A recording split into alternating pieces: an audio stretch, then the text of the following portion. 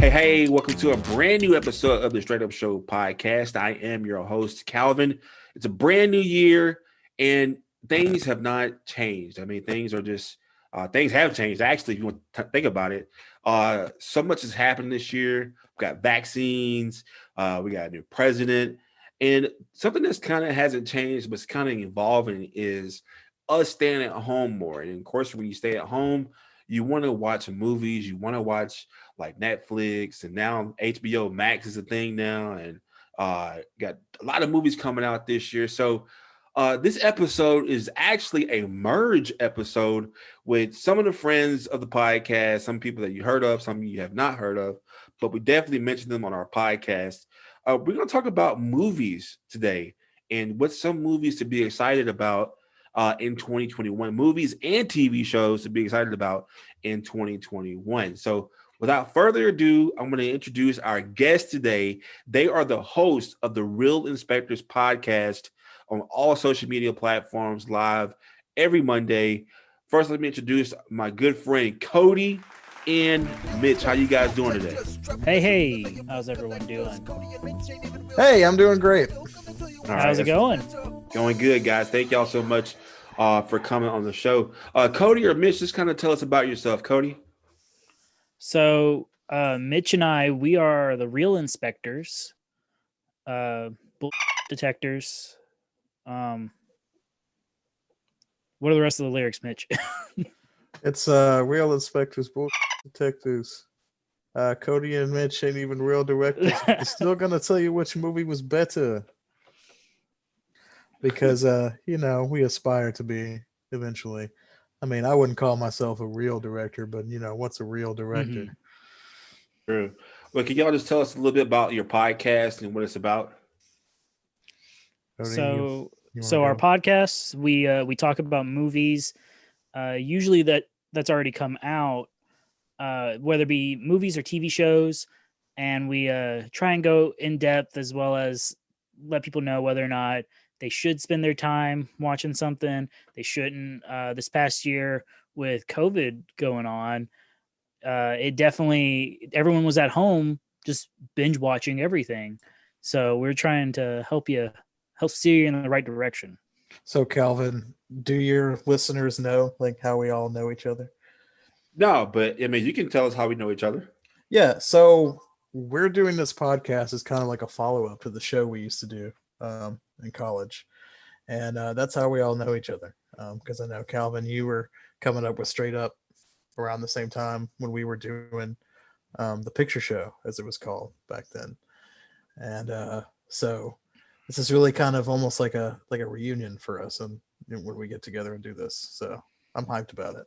Yeah, I am too. And like I said, these guys, if you know how passionate I am about Straight Up, these guys are just as equal, if not even more, because I get jealous for Cody with better graphics. But these guys are more passionate about films and telling people about the films they should watch. Not only films, but TV shows and things like that. So if you have a question about films, or you want to get more in detail about films, definitely go to the Real Inspectors and look at all their content, because I'm telling you, they keep it real, they keep it straight up. So I'm glad that we have them on the show, because it's just kind of like a reunion. And then, like, one thing about us, Cody and Mitch, is that we started this in college, and here we are, like what, almost 10 years later, and we're still we're still doing this because we believe in our craft. And outside of our shows, these guys are just talented. With their film, directing, editing, these guys are talented. Like I said, I'm jealous of Cody and his phenomenal editing skills and his graphic skills. But man, these guys are like my brothers, man. I love you guys. Thank y'all for coming on the show. But like Cody was saying, like 2020 has had us in the house, and like they're closing movie theaters down now. And some people are actually going to drive-in movie theaters. So I mean, Cody, what have you seen this past year? Do you think movies or going to the movies will die now, or what? So this past year, I've gone to drive-throughs. I've actually have gone to the theater since COVID, following the new protocols and making sure everyone's all spaced out. But really, I think I can only think of 3 movies I've seen this year during the whole quarantine time, and 2 of which I didn't have to go to the theater. I just wanted to watch them in theaters, and that was Return of the Jedi and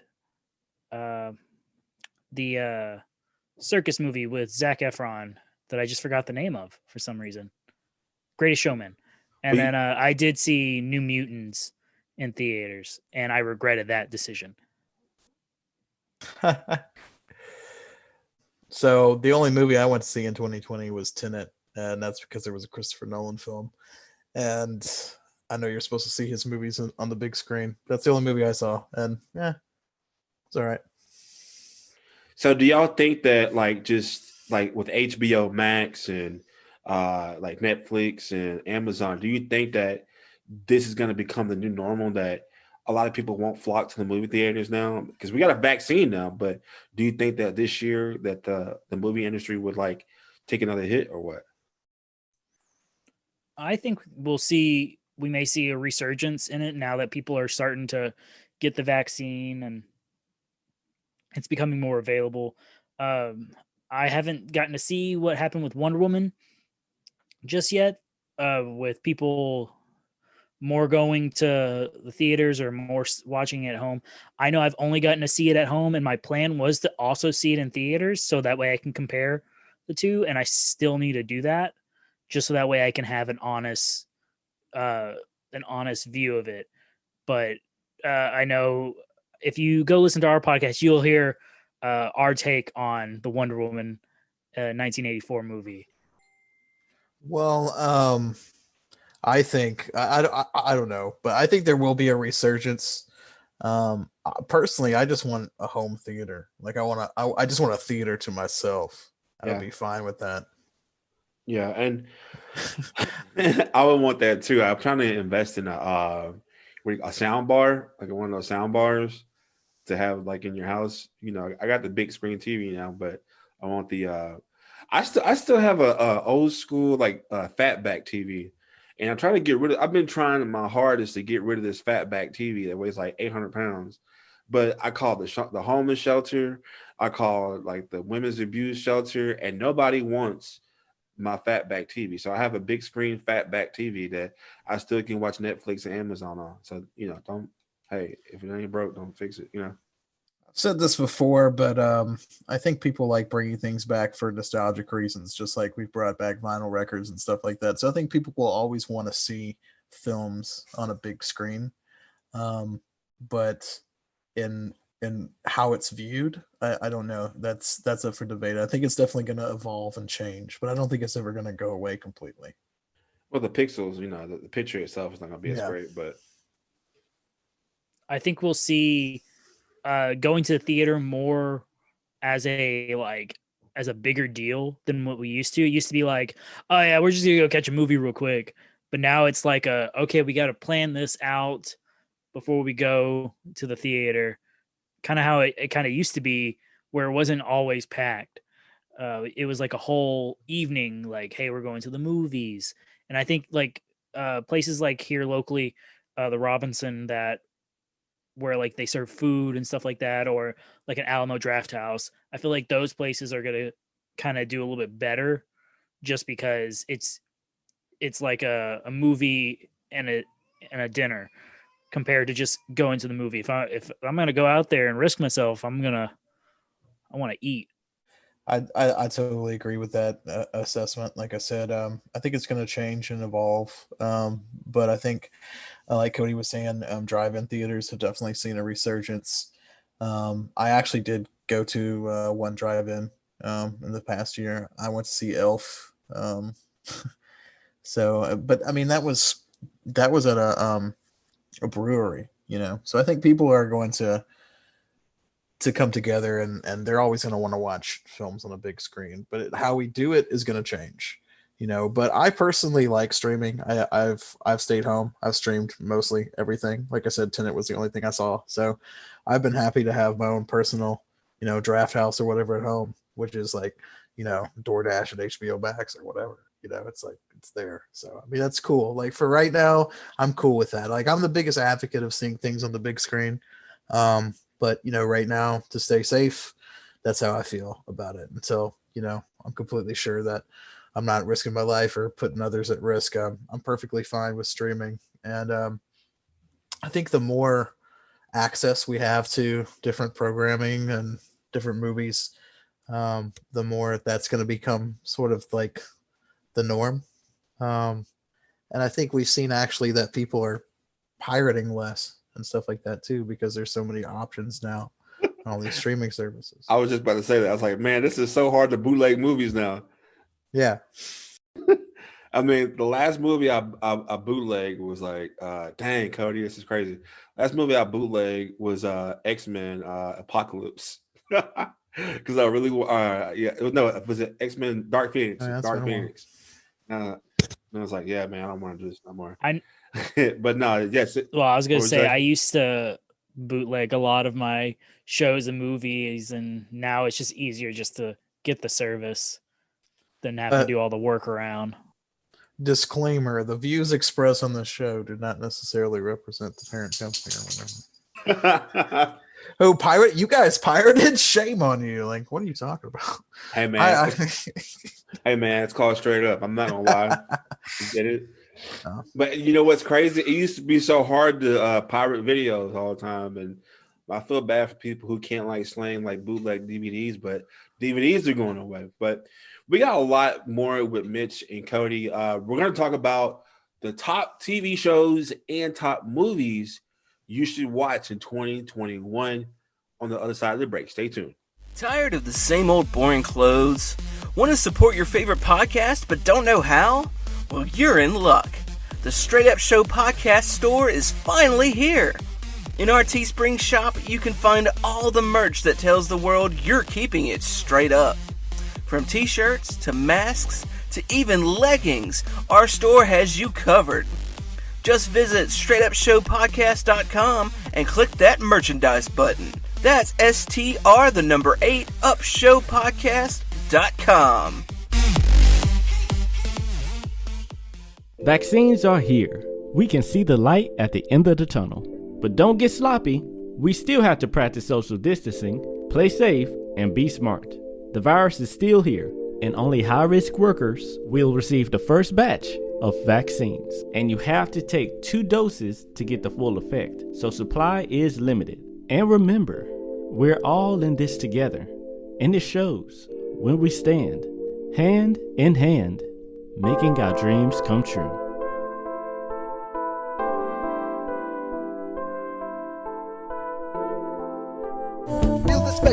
Detectors, dropping the truth and your film collectors. Cody and Mitch ain't even real directors, but they still gonna tell you which movie was better. Real inspectors. Okay, so we're back and we have some guest hosts today. This is the Straight Up Show podcast / Real Inspectors podcast. I am joined by the Real Inspectors host, Mitch and Cody. We're talking about the top movies and TV shows you should watch of 2021. And, this is, like I said, things have changed now. You can watch them from home. I know in Texas, if you don't want to go out, you can actually order like DoorDash alcohol now.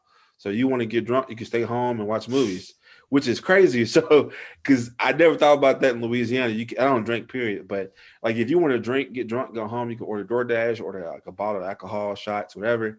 And you can just stay at home, be safe, COVID-free, and then just enjoy your movies. So with that being said, there's a lot of new TV shows coming up this year that I know I can't wait to see. But it's not just new TV shows, it's new seasons of shows that's probably been affected by the pandemic. They had to stop recording, so they're back at it now. So Mitch, I'm going to start with you. What are some TV shows that people should be excited about and look forward to watching, or new seasons people should watch this 2021? Okay, well, definitely number one, my pick is Lord of the Rings. So Amazon is rebooting Lord of the Rings. I don't know if you would say rebooting, but they're delving into material from Tolkien's lore, and they're spending lots and lots of money on it. It's supposedly the most expensive TV show ever made. That's not even out yet. So those of you that know me, you know that I'm a huge fan of the Lord of the Rings in every possible way. So I'm looking forward to that, especially. Another one, let's see, on my list is Foundation. So let me ask you a question, real quick, about this. Yeah, So, sure. are they doing like what Disney's doing to like Star Wars? Like they're kind of breaking it up to like different shows, or is this like a whole reboot of the movies, but it's just a TV show? So the way I understand it, they're delving into the lore of Tolkien, mainly from a book called The Silmarillion, which is like all of this ancient history of Middle Earth and Arda, as it were, which is the planet. So they're trying to tell like a prequel, if you will, but it's kind of bigger than that because The Hobbit was a prequel, but it was directly before The Lord of the Rings. This is something more expansive. This is something that's probably going to cover a lot of years over time. So I'm guessing it's going to be like a saga type of series, or maybe even an ensemble type of series. It's going to probably tell a lot of different stories in the vein of like Greek mythology and stuff like that. As a fan, this has got me really excited. Like I'm wondering where most of the budget is going to be spent, what they're going to include in the series, whether or not it's going to tie in with the films or not. There's really not a whole lot of information out there right now. We just know that it is being made and that it is coming out this year. So it's exciting times if you're a Lord of the Rings fan. So that's my number one that I'm looking forward to. Going on to my next pick is Foundation. So this is something that Apple TV is coming out with, and it's based on the Foundation trilogy by Isaac Asimov. So the Foundation trilogy is something that I delved into when I was a teenager, and I really remember enjoying these books. Isaac Asimov is one of my favorite science fiction authors. So again, this is another show like Lord of the Rings that's based on a book series or book trilogy. So I guess that's kind of a theme here. But it looks really good. Apple TV is not something I currently have a subscription to. I don't know if you have it, Calvin, because you mentioned earlier you have the iPhone, so I don't know if you use Apple TV or not. But this is definitely going to be a return to, I want to say, more classic sci-fi. You know, not something that's a Star Wars or a Star Trek, but something that's going to really delve into Asimovian concepts, obviously. You know, theories of where does life begin when it comes to like robots and things like that. Do they have sentience? Will they have rights? I've always thought those kind of questions were interesting. The same author who did I, Robot. Some of you have probably seen the movie with Will Smith. So that's also based on an Isaac Asimov story. Definitely looking forward to that. Next on my list is American Crime Story, Impeachment. So I really like the American Crime Story series. The Trial of OJ was one of my favorite shows when it came out. I was really compelled by that show, and it's a great team. Oh yeah, works on it. They did a real good job. That was a real good episode. It was better than I thought because it was Cuba Gooding Jr. playing OJ, and I was like, man, right. Like, and he did fantastic though. Like he exceeded expectations. All the actors, because watching that series was pretty good because like I didn't know much about the OJ trial, and how they linked it up with the Kardashians and like, man, that you're right. That was a good episode. So I mean, that FX does a great job on TV shows. Oh yeah, I totally agree. I was really young when all that stuff happened, but I do remember like the Bronco chase and stuff like that, seeing that on TV when I was a kid, like not really quite understanding all the, ins and outs of what was going on. So I found that really interesting, like a little time capsule, like, okay, this is what it was about. And, like I heard things like growing up, like, did he do it? Did he not do it? And this is what happened, blah, blah. But yeah. So there's a really great creative team behind that, the same team that does American Horror Story. So they have the American Horror Story and they have American Crime Story. And then someone else who was also in the OJ series was Sarah Paulson. And she does a lot of crossover work with the American Horror Story too. But this series is going to be about the impeachment of Bill Clinton, which I find to be a pretty interesting topic, especially if they do as good a job with this as they did with the OJ story. It's definitely going to be an interesting legal drama. And Sarah Paulson returns as Linda Tripp. And then Clive Owen is going to play Bill Clinton, which is an interesting choice for sure. And then if you've seen Booksmart, Beanie Feldstein is going to play Monica Lewinsky. So that's a very interesting lineup to me. I'm going to be interested to see how that plays out. And then of course, so I have 4 picks for TV shows. So my last one is going to be The Boys. No, The Boys, yeah. Okay, yeah. The Boys season 3. So yeah, I'm sure you guys know where we left off in the last season. So I'm riveted. You know, I don't know what's going to happen with Homelander and what he's going to do. I'm really loving this show. I started reading the comics not too long ago, and they're very different from the show, but I like that a lot. Usually I'm a purist when it comes to adaptations, but I really like that the show is different and that I don't know what to expect, because the last season I felt went above and beyond the first season, and I feel something big is in store for season 3. This new season's supposed to have Jensen Ackles coming in. I know that. So Supernatural friends will be excited. I actually have a picture with that car. So yeah, I know nothing about Supernatural. I don't either. know who that is. I don't either, but I just got a picture with the car though. So from well, that's cool. With the picture, the Bossier City Comic Fest or whatever, or Comic Con they did in Bossier. The only reason I always remember his name, Jensen Ackles, is because my nephew is named after him. Because my brother and his wife are very big into Supernatural. Oh, wow. All right, so that's Mitch's top TV shows that you should watch that he's excited for 2021. So I'm gonna jump it over to Coty. Coty, what are some TV shows that people should get excited about in 2021 that you think people like? All right, so you normally wouldn't hear me be like a Disney freak, but I guess my top picks that are coming out this season are mostly Disney stuff. So the first one that's not Disney related is the Cowboy Bebop live action show with John Cho. What? I didn't know this. Oh yeah, because I know Cho, he had broke his arm while filming the series, and it was supposed to come out last year, but because of COVID and Cho breaking his arm, they had to push back filming, and all this other stuff happened with it. So yeah, it's been in the works for a little while. But now on to some of my Disney picks. So right off the bat, the Book of Boba Fett is coming out. They had to push it back a little bit, which also pushed Mandalorian season 3 back to 2022. But the Book of Boba Fett is coming out, and I am so excited to see big old Boba being the big old crime lord.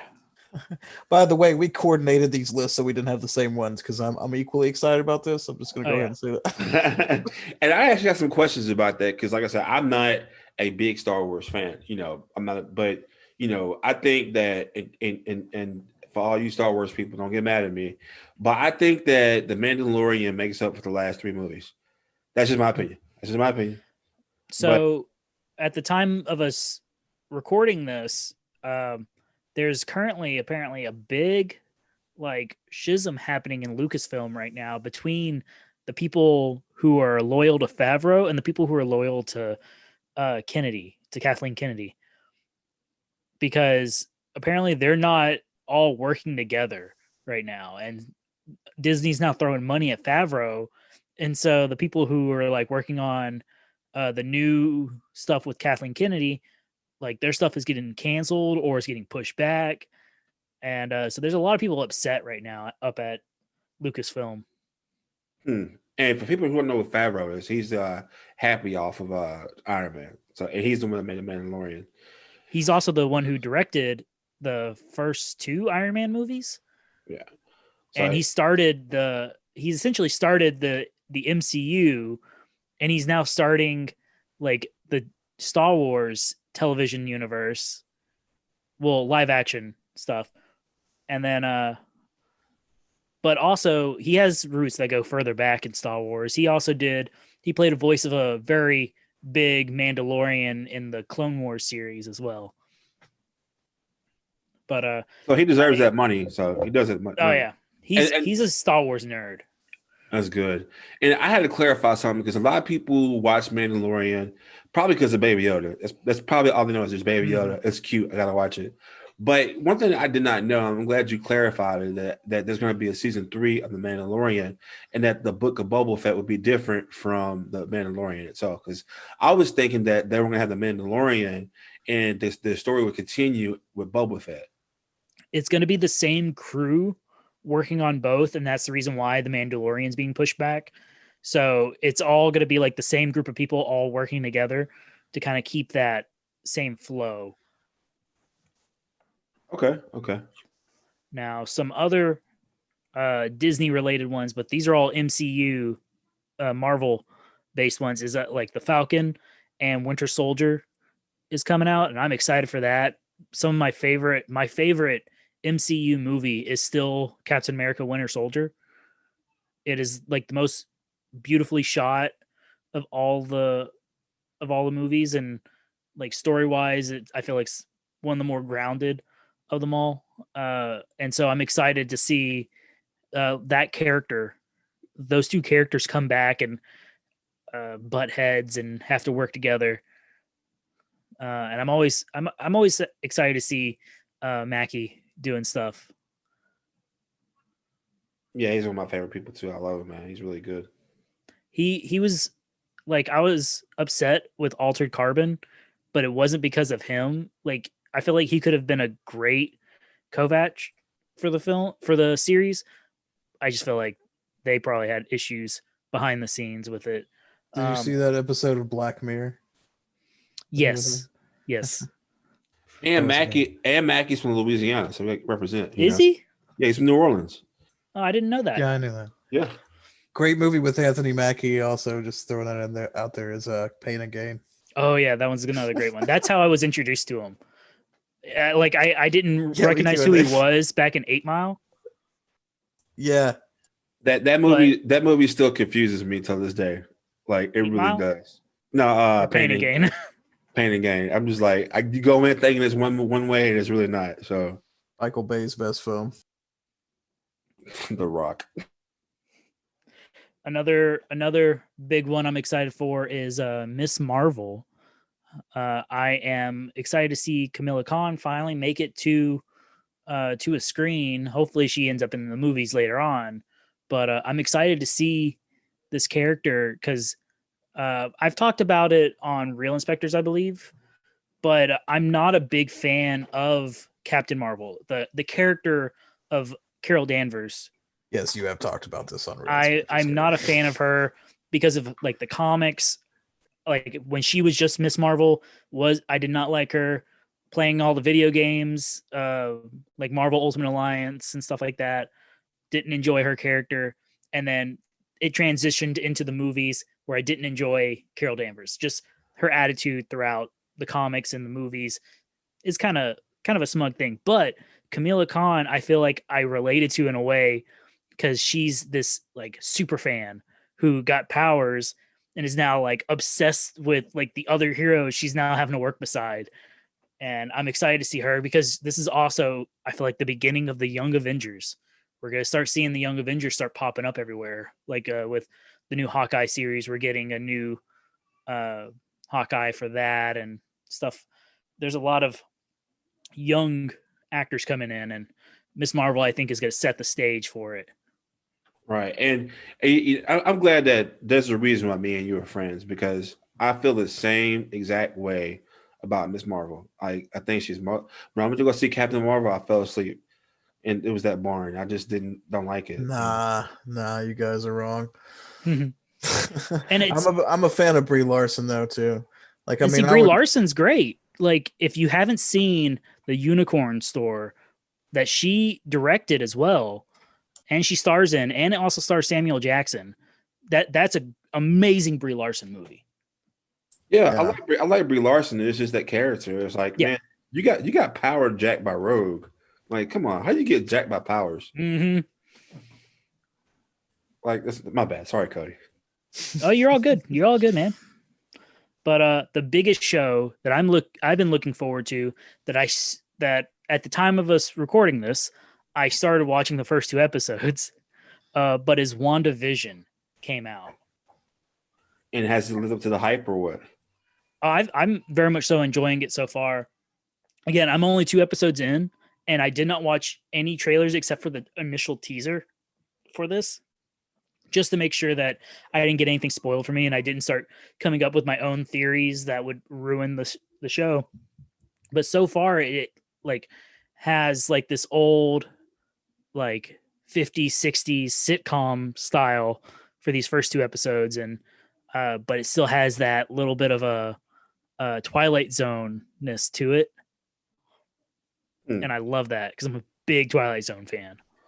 But I was going to tell you, I was like, well, why did you not watch the promos? You know that Marvel doesn't let their promos like tell the whole story. I'll watch a teaser because it's just to get me invested, but I refuse to try and watch anything else. I tried doing that with all the Star Wars movies, but again, I start theorizing everything. And so the issue is not that they will give out information. Sometimes they will give out a little bit, which then makes me think of one thing, and I get this whole movie in my head or show in my head. That's way better in your head. Yeah. And then I go see it. I'm just underwhelmed. And so to keep myself from having that issue nowadays, I try to not watch trailers for anything. Yeah, no, I went into the new Star Wars movies just thinking like this is going to be a pile of dog, and that's the only way I enjoyed it, just to keep my expectations super low. I think, Mitch, was it you who kept sending me Last Jedi or Rise of Skywalker trailers because I said I wasn't watching them? I don't think that was me. I don't think I would do that to you if you specifically said you weren't going to watch them. Maybe I did. I don't know. I don't think I did. You're also the same person who will just send me images of spiders. Dude, I saw one the other day and I was like, I shouldn't. This one's pretty, like, this one gives me the creeps. Like, if it gives me the creeps, like, it's going to ruin Cody. Like, I can't send that. What do y'all do in y'all show? Like, what kind of game y'all playing over here? Spiders? I have arachnophobia, which is ironic because I'm a big Spider-Man fan. Don't you have a Spider-Man jacket too?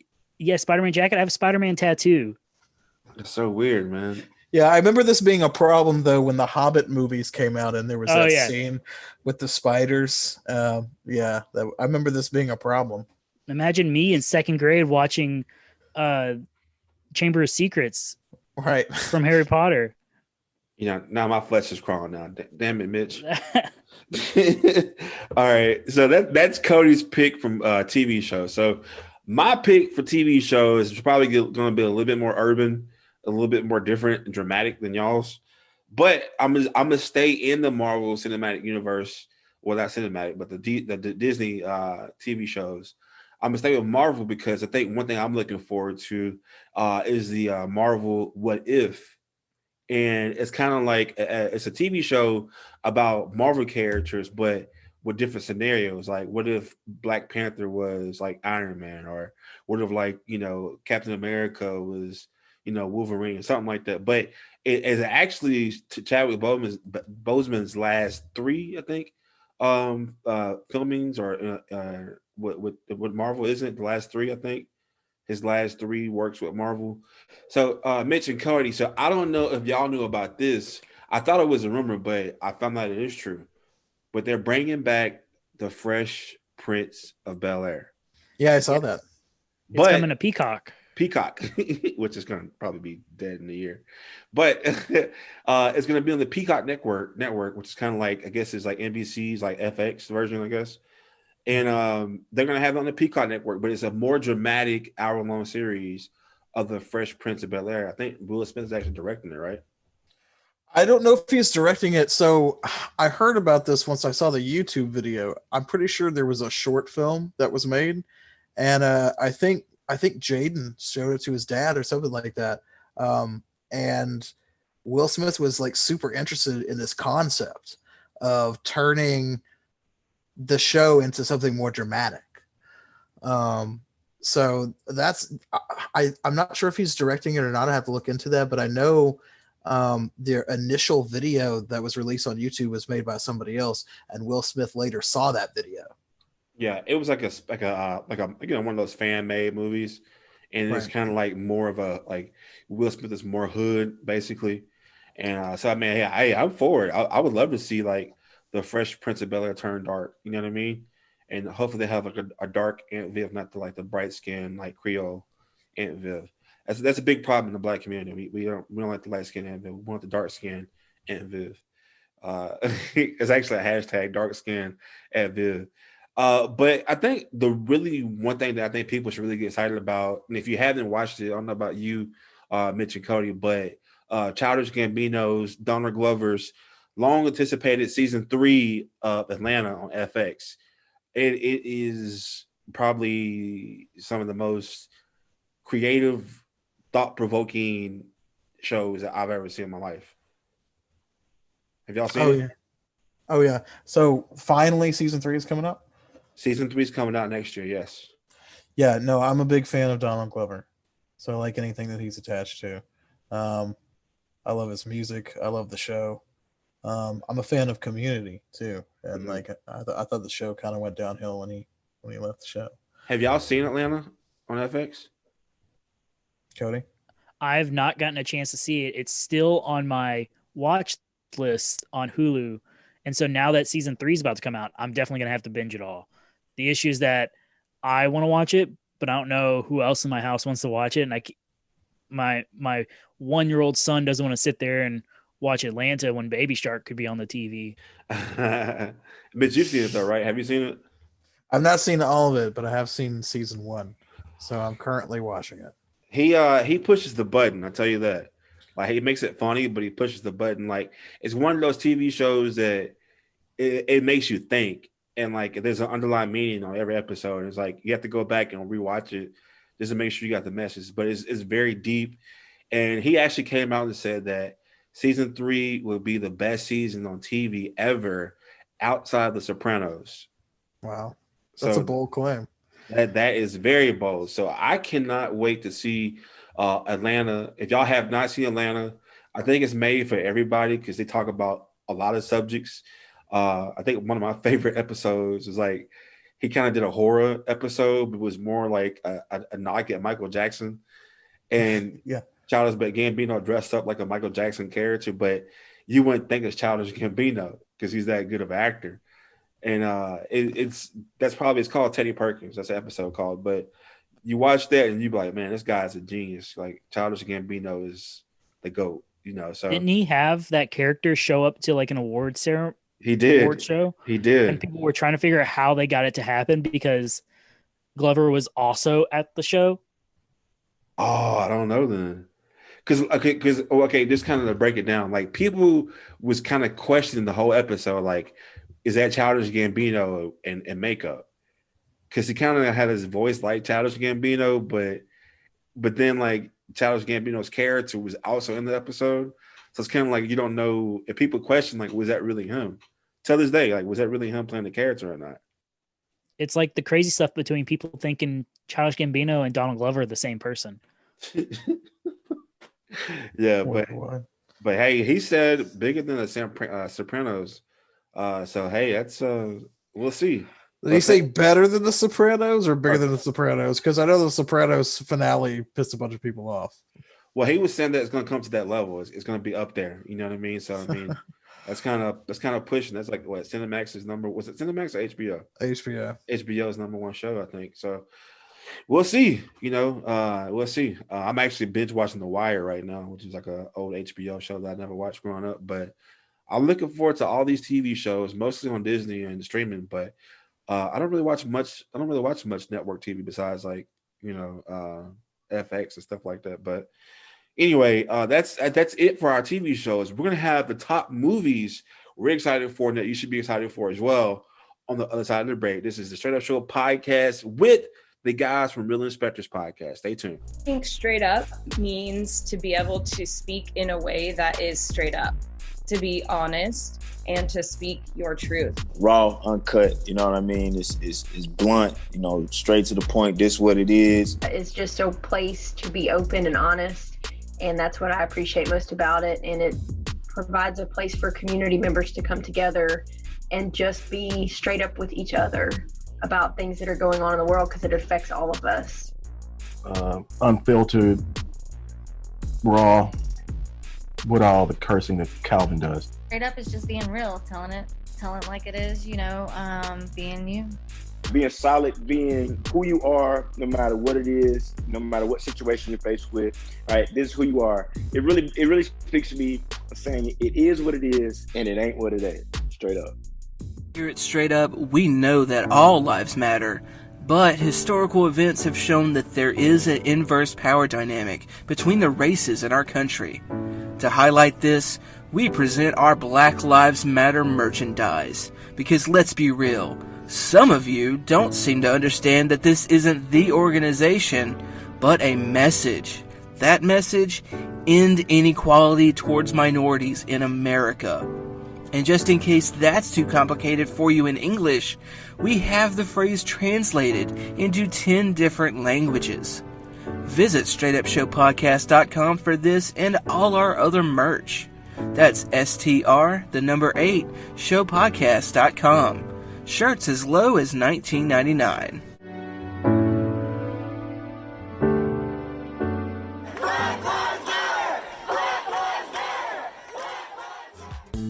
Real inspectors, real detectives, dropping the truth and your film collectors. Coty and Mitch ain't even real directors, but they still gonna tell you which movie was better. Okay, so we're back with the guys from the Real Inspector, Coty and Mitch.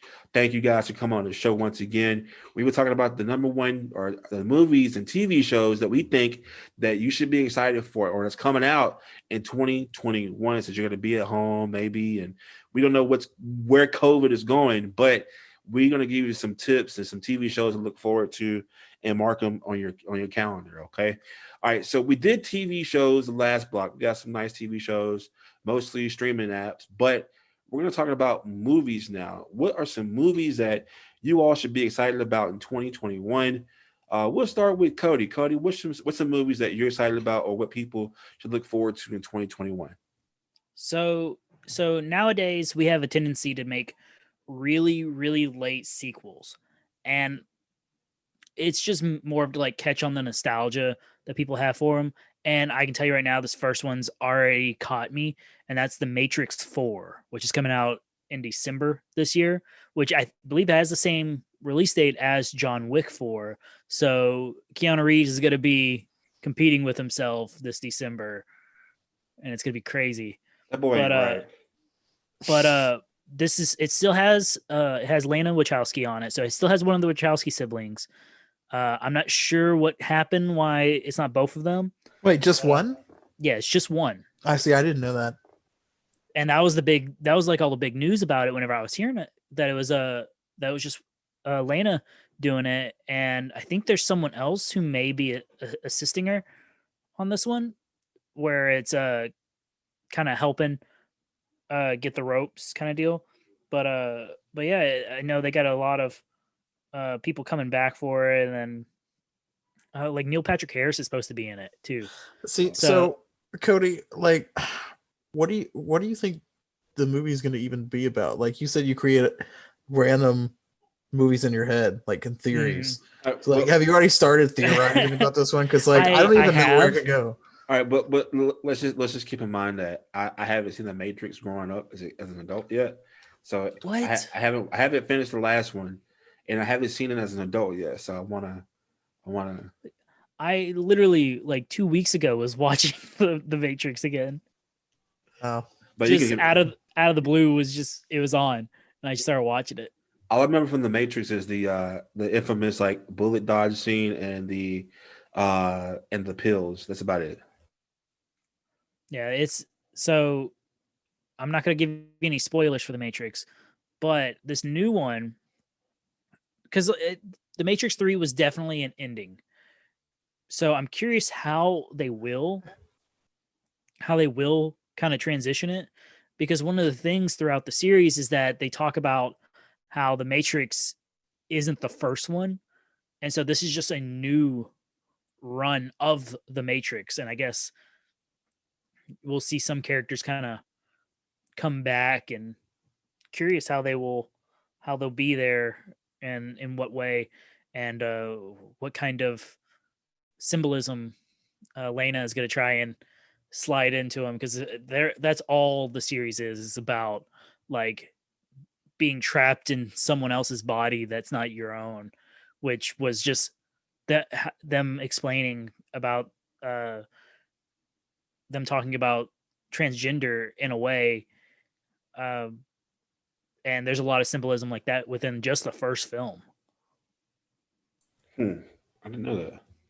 Yeah, whenever you do look at it from that way, like because they were the brothers back then, and since then they have transitioned, and so I definitely think I'm curious as to the symbolism that you see in it, because like you had series like Sense8 that they did where again they're all about like little things in the films, and I love those little, like, you got to go into like a blog later and find all the hidden Easter eggs, and that's what I'm hoping for on this movie. It's full of Easter eggs.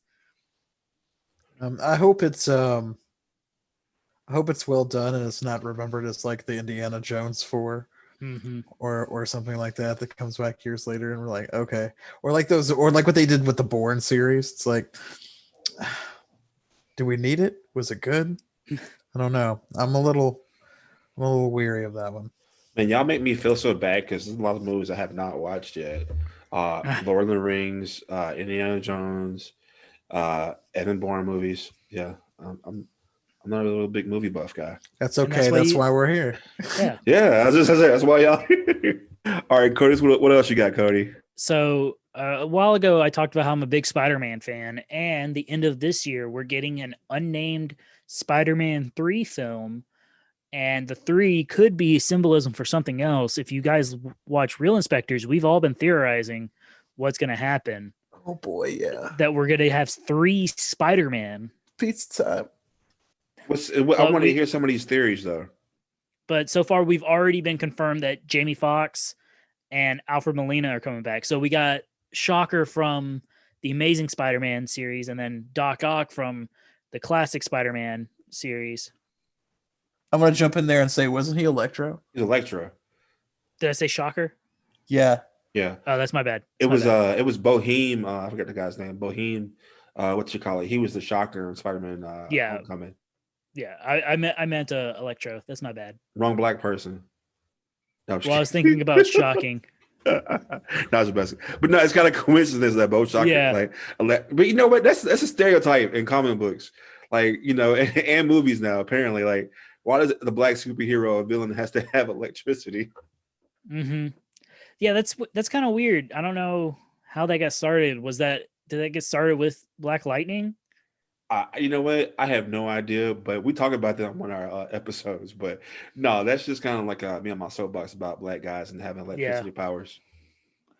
But next one, which is another Sony Marvel movie, is Venom, Let There Be Carnage. And I'm a big Venom fan. He's one of the series I still read a lot of. But the big thing I'm excited for is that Andy Serkis is directing this. So you know it's going to be crazy. Oh, precious. But is it going to be darker than the first one, or? I would hope so. It needs to be rated R. Carnage is not some guy you gotta like that you can really censor. Carnage is very much so a like gory person. I hope so. Gollum is directing it. Yeah. And you got Woody Allen. Woody Allen. Not Woody Allen. Woody Harrelson. Woody Harrelson. That's the first name. I was gonna say Woody Allen's a completely different dude. Yeah, I know. Known for other things. Yeah, I know. That was Carnage. But yeah, see the images they've released, Harrelson looks a lot better than what he did at the end of Venom. Because at the end of Venom, he just looks like he's wearing like a Chucky wig. Yeah, I was gonna say that too, like a Chucky wig. Like a curly. That dude looked like Ronald McDonald. Like little orphan Annie in his cell. Yeah, I was unimpressed. I am looking forward to Andy Serkis directing it, and he did do a darker version of Jungle Book, Mowgli. So I am interested because of that. And I'm the curious. Planet of the Apes, I'm a real big fan of like CGI and stuff like that, and so his Jungle Book, like that's all kind of motion capture of their faces that have been morphed into animals, and I love that so much. yeah, it was awesome.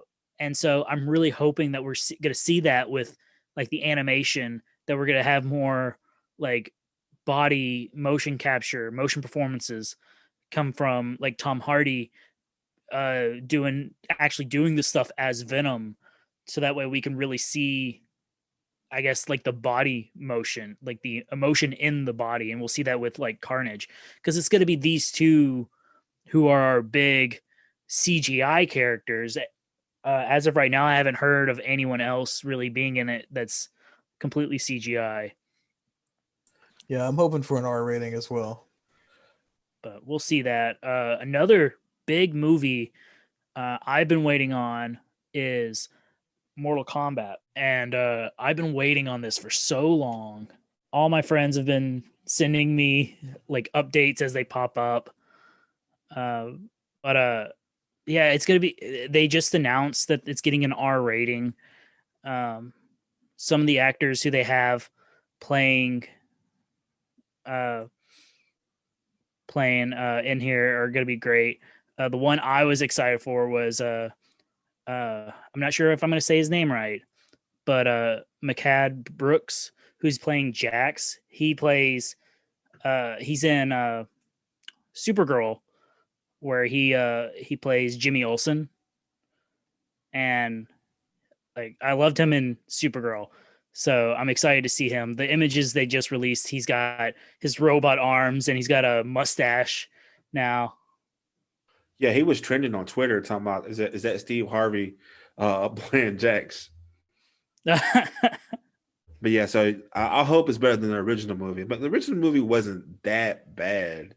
You know the original movie is campy, but it was still great. Like, it came out right when I was a kid, and I had a younger brother who was just a year younger than me. So obviously him and I played on our Super Nintendo Mortal Kombat, as well as we would go outside and just beat each other up like we were in Mortal Kombat.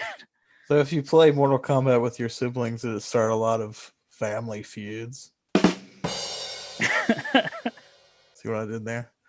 I brought the whole Steve Harvey joke back in there. Now, last I had on my list is The King's Man. And this is one of the movies I'm super excited for. It's coming out this March. This is a prequel to the Kingsman Secret Service series, but it's got Ralph Fiennes, who plays Voldemort. Yeah, Voldemort. Okay. This is the prequel, right? Like a prequel? Yeah, this is a prequel. Okay. But Matthew Vaughn, who he just produced the last Kingsman movie, but he helped with the story and directing on the first one. He also did Kick-Ass, and he did Starlight as well. Not Starlight. Yeah, I think it's Starlight. He's one of my favorite directors. He does amazing. He did X-Men First Class as well.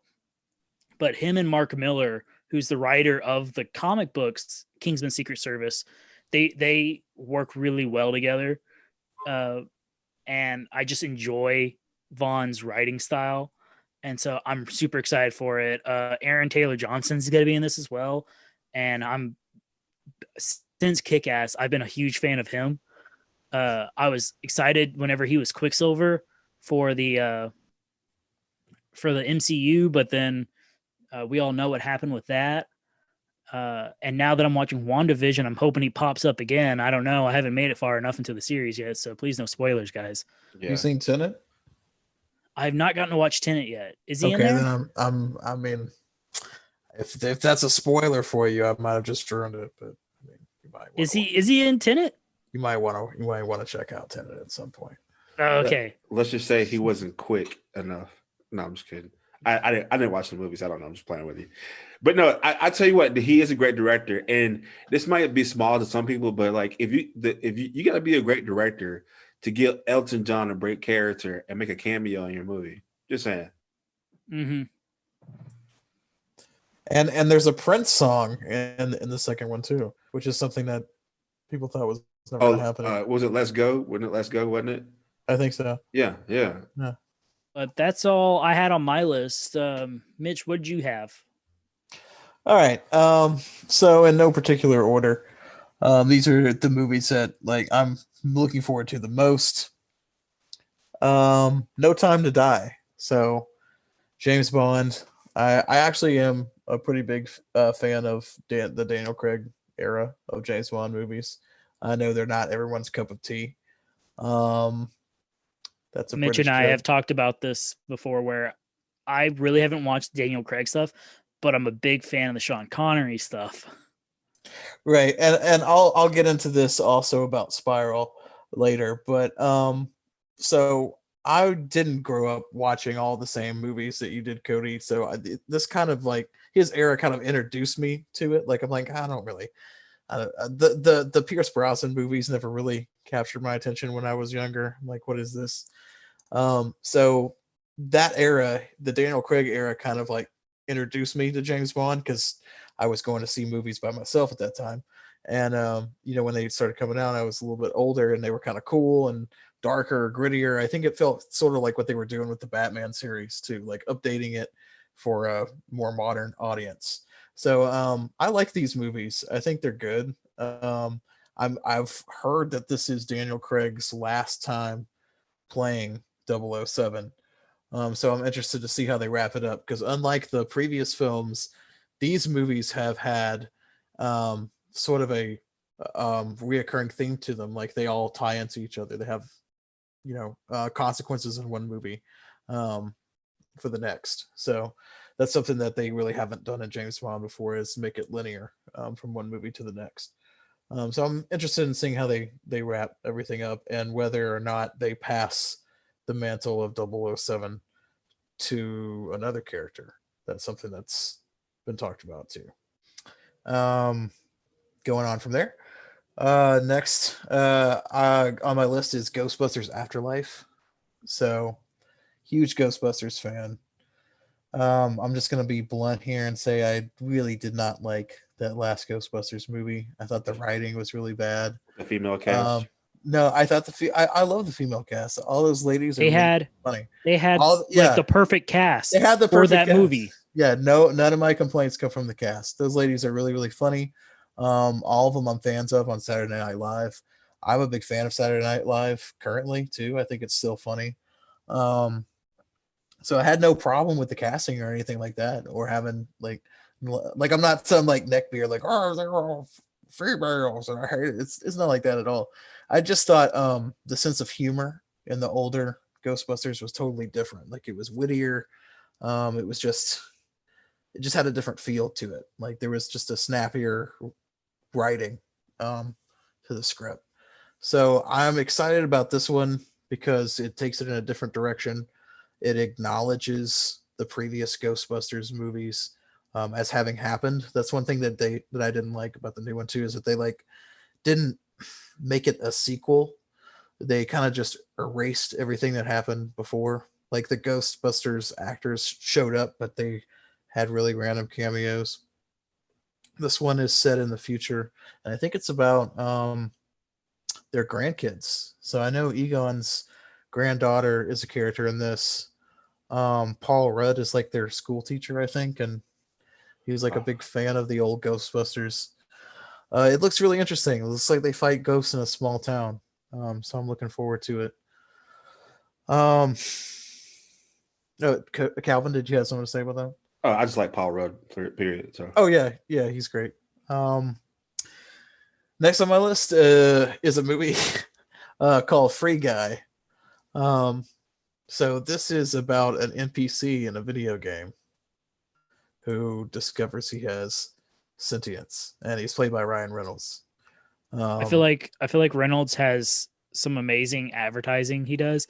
So one of the things that they did is they released a video where it was the cast talking about the movie and stuff, but at the end it's all of them like making their coming soon to a theater near you, coming this February, coming this March.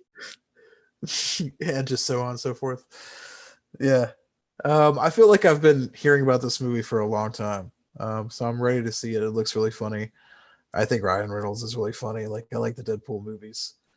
And this is a concept that I find interesting. A video game character that realizes he can make decisions outside of his programming. It's got Taika Waititi in it. Yeah. It seems like a well-written, witty distraction of a movie, something that's going to be really funny. I think it looks pretty good, and I feel like I've been waiting for it for a long time. So I'm just like, I just want to see it now because I've seen ads for it for what feels like forever. I like Ryan Reynolds a lot, man. Like I feel like that he's come a long way. You know what I mean? He's done a lot of stuff. You know what I mean? Yeah. And but he's just like, man, he just keeps it going. You know, Calvin, if you like him, you should watch this movie. I think it's called The Voices. It's from 2014. It's where he's insane and his pets like talk to him.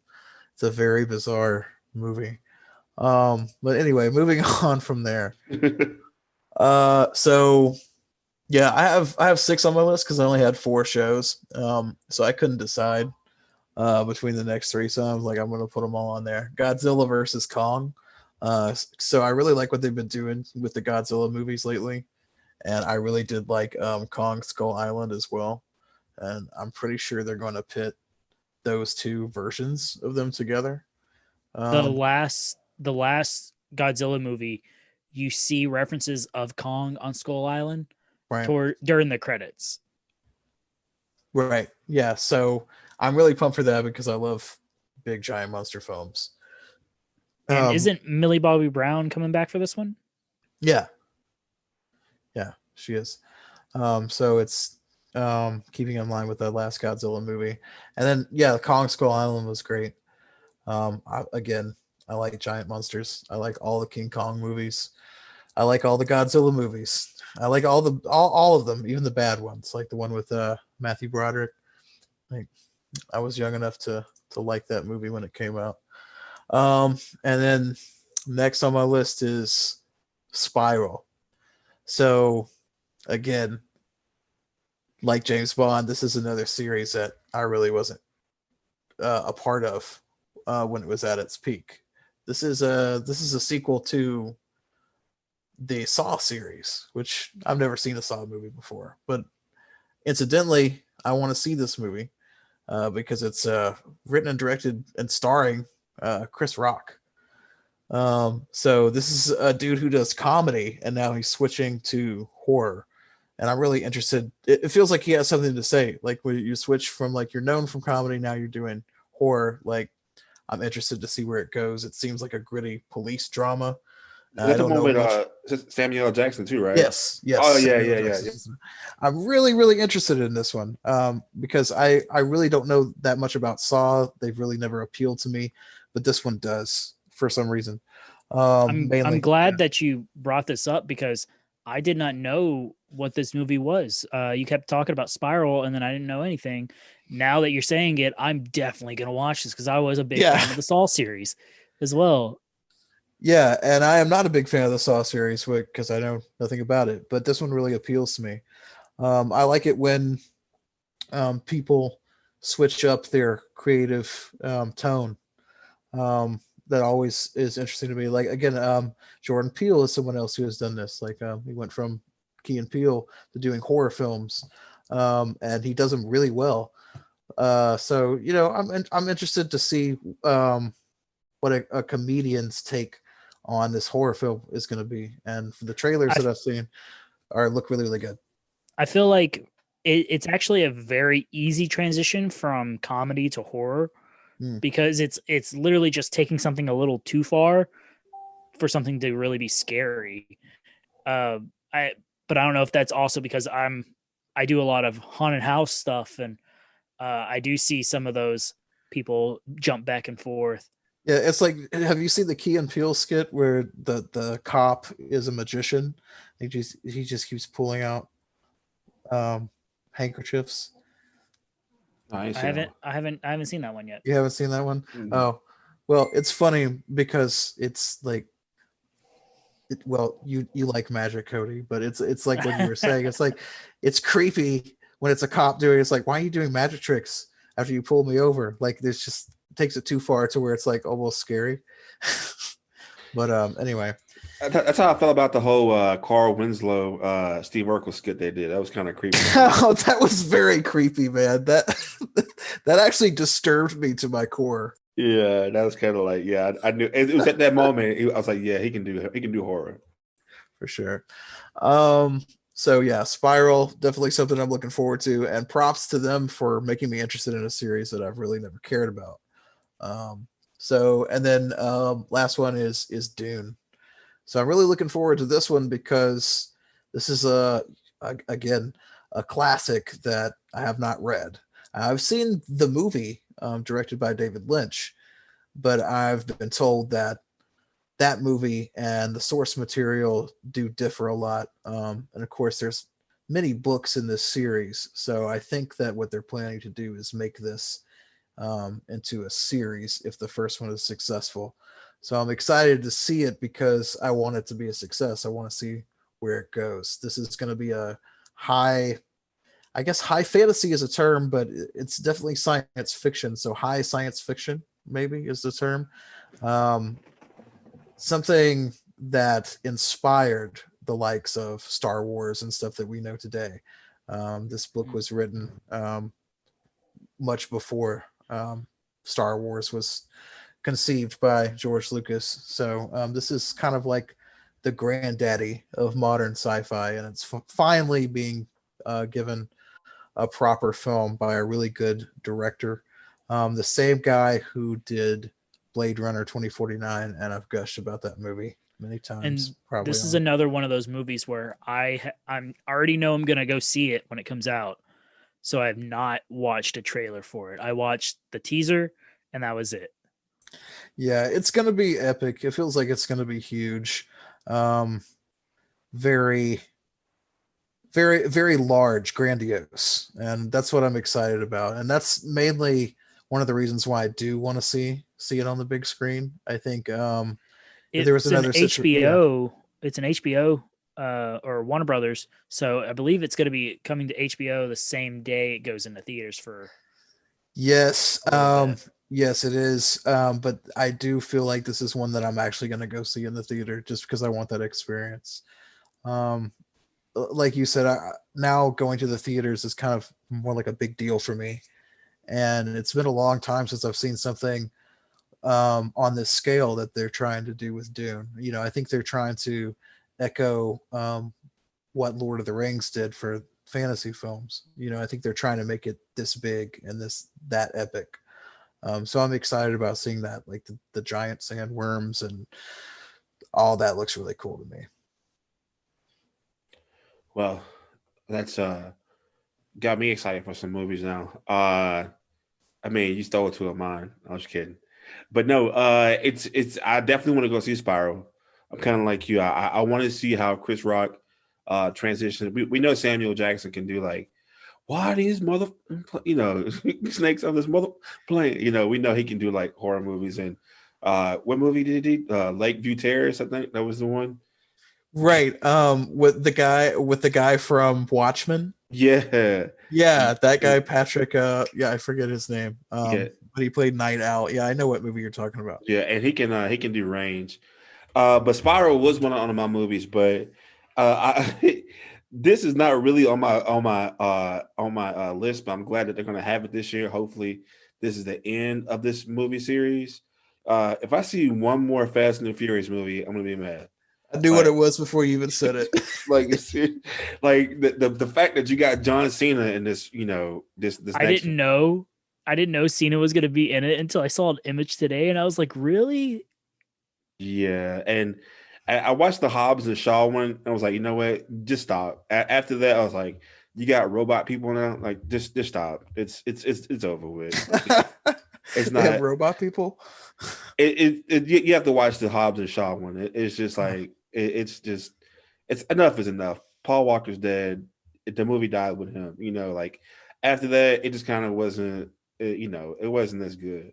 But that's one that I kind of just want to see it to the end and see how Johnson that does it, but keeping it into Jordan Peele's creativeness, he's actually rebooting. Well, actually, he's continuing the story of Candyman, and so it's actually the little boy who was in the original Candyman series. He's a grown up now, and he's going back to his old apartment complex where Candyman had his lair or whatever. And so Jordan Peele is bringing back the old Candyman character, and I actually had to go back and rewatch it just to see, like, because when I heard Candyman's coming out, like, man, this is gonna be kind of good. So now I can understand the story, keep up with it to see how they're gonna bring all this together. Um, and also, sticking with Doom, I think The Rock, he's always in every movie. I mean, he's gonna be big this year, but The Rock's gonna be playing Black Adam this year. So it's supposed to be darker than Shazam. So I want to see how they're gonna actually do the two.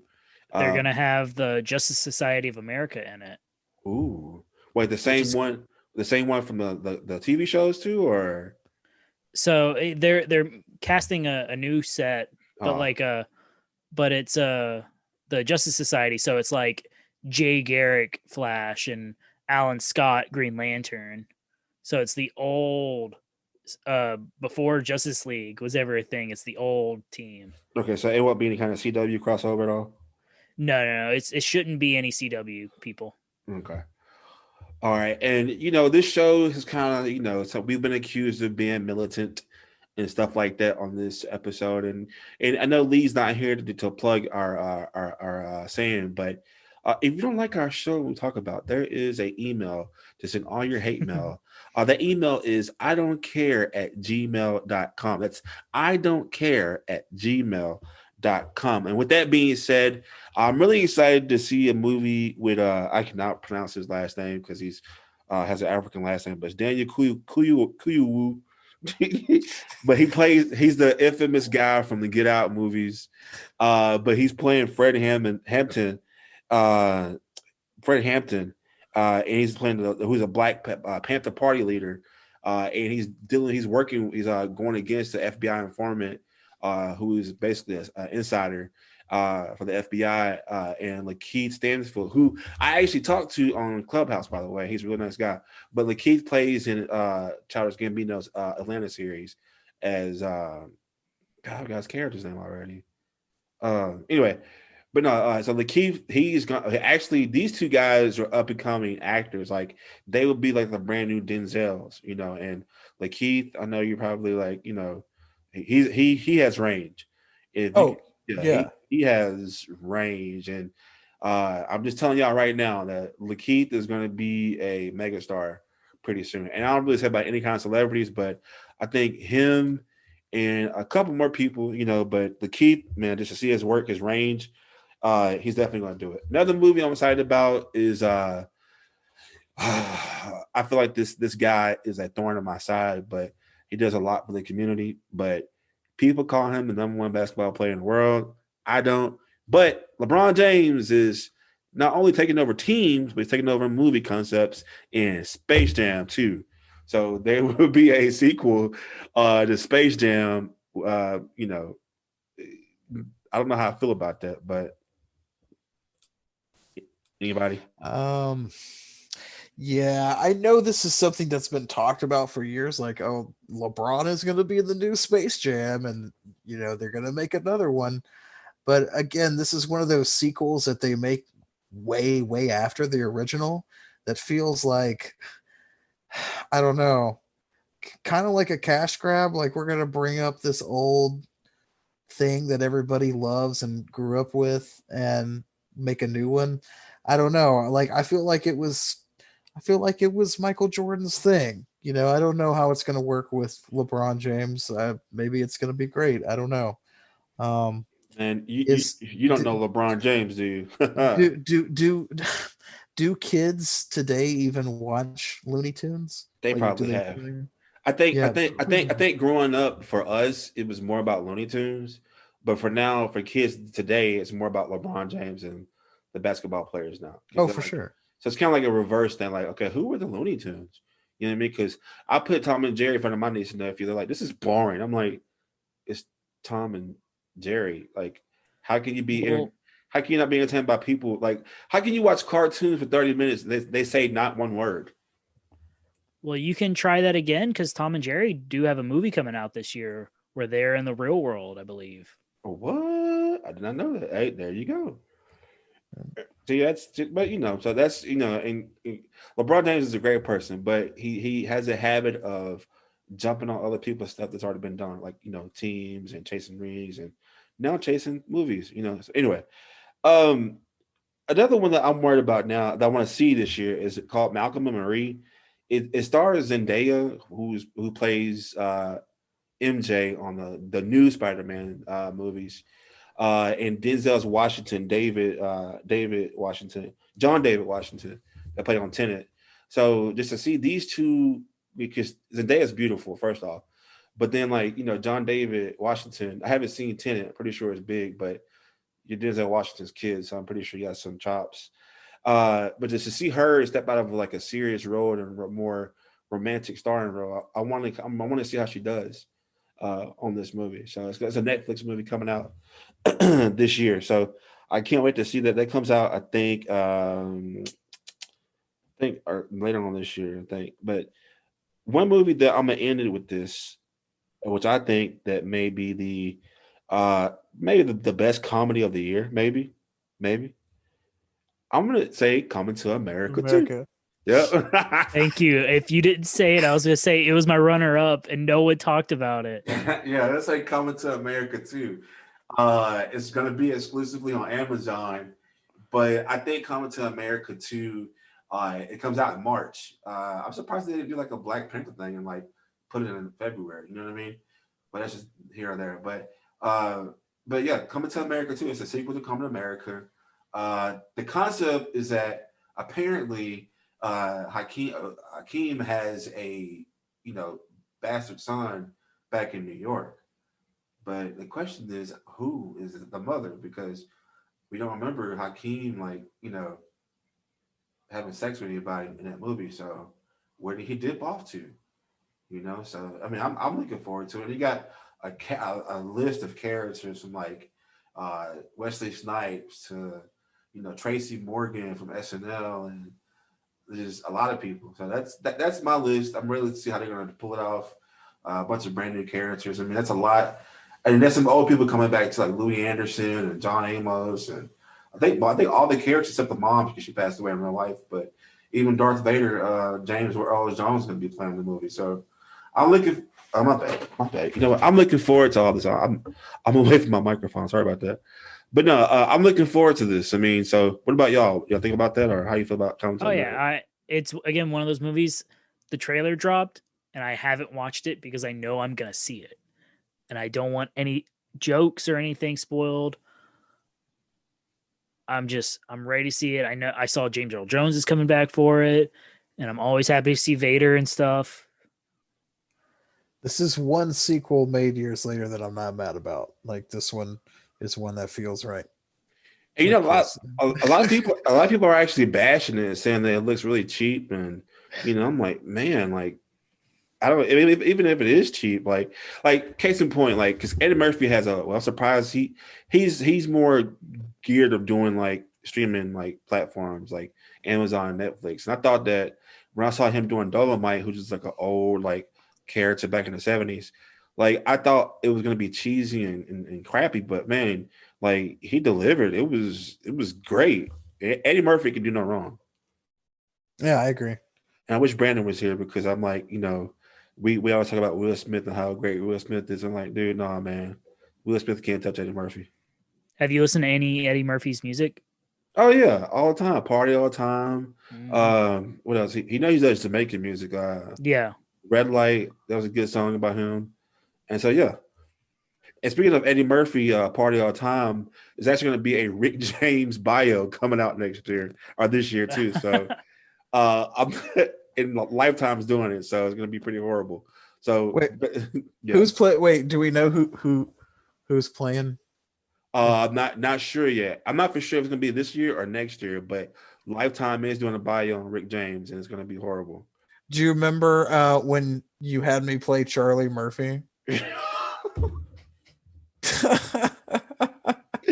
All right, before we let y'all go, okay, so like I said, me and Mitch and Coty went to college together, and we was in like, was it directing? I think a directing class, like TV directing, and we had to come up with like skits. And my skit was to reenact the Dave Chappelle Rick James episode.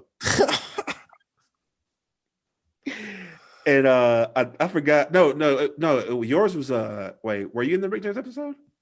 Yes. So I was young Charlie Murphy, and I forget the gentleman's name who was older Charlie Murphy. Oh, Kevin. Yeah, he was. And just to have him like playing like older Charlie Murphy. But I just remember having to like pretend to be slapped and go, "Ouch, you slapped me." And I had to do so much editing on that because I had to like rewrite the words because we couldn't use profile language on TV. It was probably the most basic channel, public works TV that you ever seen in your life. But I may post it on YouTube somewhere. Mitch can kind of look at that for y'all. But no, thank you. So those are the movies and TV shows to look forward to in 2021. Given by the guys from the Real Inspectors podcast, Mitch and Coty. Hey guys, thank y'all so much for coming on the show. Thanks for having us. Yeah, always a pleasure. You got me excited. I mean, thank y'all for giving me movies and insiders and stuff that I haven't even thought about coming out this year. That I didn't know that was coming out this year. But before y'all go, how can people listen to y'all's podcast or talk to y'all on social media? So we're the Real Inspectors on Facebook. We have a TikTok. I know that. Do we have an Instagram, Mitch? No. So we have Facebook, and you can find us on Spotify, Google Podcasts. But yeah, we go live on Facebook. So follow us on our page to keep up to date, because the episodes on Spotify are a week later. So if you want to keep up with us live, follow us on our Facebook page to get updated on when we post episodes. And if you do catch us live, we do put up a phone number. So at any point during our podcast, you can always call us or text us to join the conversation. Yeah, and like I said, what other podcasts or show that you can actually call in and complain about the movies or give your insights about movies? Like, to me, y'all have a great thing going. So make sure y'all tap in. We're going to make sure y'all watch Mitch and Coty, listen to them. Real Inspectors podcast on all platforms. They go live as well, but a week later on other platforms. Make sure you follow them. I will have their links in their bios in the bottom of this part of this description. Coty and Mitch, you guys are welcome on this show anytime. I hope y'all come back. Thank you. We love being on, and also you as well on our show. Always love having you. All right. And like I said, we want to make sure that you all join the conversation here at Straight Up Show Podcast. That's it for our show today. Make sure you follow us online at www.straightupshowpodcast.com. That's www.str8upshowpodcast.com. But until then, that's the end of our show. There's only one rule to this show, and that's that you got to be straight up.